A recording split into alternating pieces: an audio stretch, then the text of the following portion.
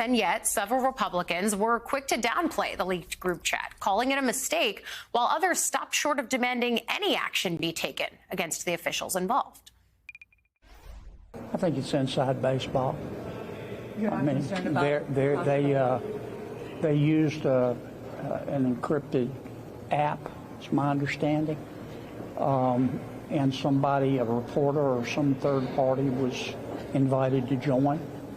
I'm sure they'll reassess their protocol and their practices, but I can promise you this: when moms and dads lie down to sleep at night in camp, this isn't on their list.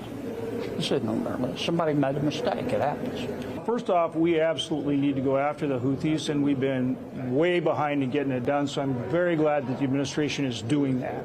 Very important. I haven't seen the specific information yet, but I'll take a look at it. But, you know, Marco Rubio headed up the Intelligence Committee. He's a sharp guy, so I'm not sure what happened here, but I'll sure take a look and see. Finding out about it, but obviously we got to run it to ground and figure out what went on there. So now we're griping about who's on a text message and who's not. I mean, come on.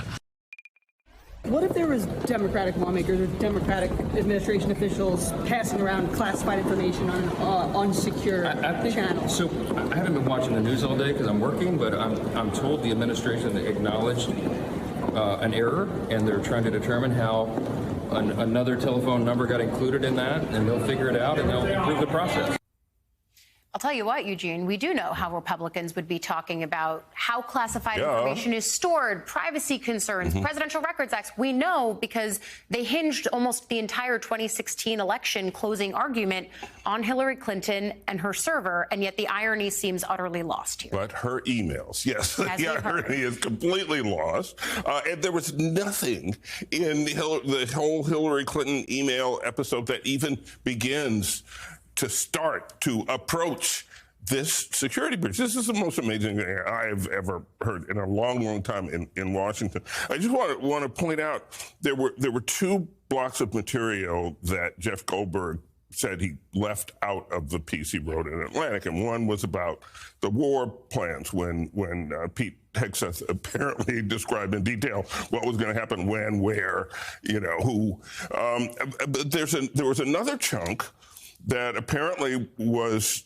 John Ratcliffe, the director of the CIA, talking about, some intelligence. We don't know what that intelligence information was, but,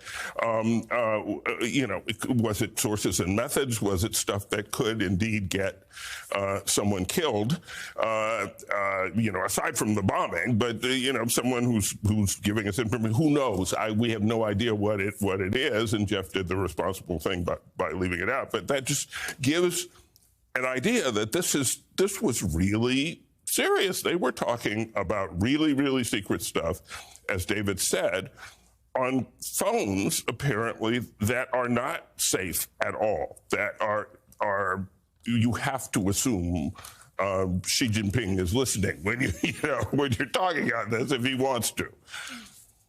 So, David French, I'm just looking through as we talk about how many of the people involved in this talked about Hillary Clinton's private server in 2016. Marco Rubio saying that it's unacceptable, that it was a disqualifier. National Security Advisor Mike Waltz, when he was a member of Congress, talking about the Biden administration, said, talk about a double standard. Biden's sitting National Security Advisor Jake Sullivan sent top secret emails to Hillary Clinton's private account, and the DOJ didn't do a damn thing. Tulsi Gabbard, Vice President Vance, almost everybody on that chain, of course, ripped Hillary Clinton for having the private server. And so to watch those reactions yesterday, Senator Kennedy of Louisiana bending over backwards to say nobody cares about this, it's an innocent mistake, obviously would not be showing the same grace to a Democrat. Yeah, what's the old saying? They have double standards, the only standards that they have. If they didn't have double standards, they'd have no standards at all. I mean, this is the way this administration works. As I just said, this is a moment where Pete Hegseth has to understand, and these people have to understand, they're leading agencies. They are leading key aspects of the government. They are setting certain examples to the rest of the government as to what are the expectations of this administration. And if we're looking at a situation where there is zero accountability at all, where if there is a traditional rally sort of around the MAGA flag, so long as they remain loyal to Trump, think about what the message this sends to the military. It just sends up and down the chain of command that political loyalty is now the principal thing, that the traditional standards of how you operate in government and how you operate as a military leader no longer apply. And that is incredibly dangerous, not just for the health of our body politic, but it's incredibly dangerous for a military to make a political loyalty the highest loyalty. Political loyalty is the highest priority for Donald Trump. This just sort of reinforces that in a sort of spectacular, really dangerous way.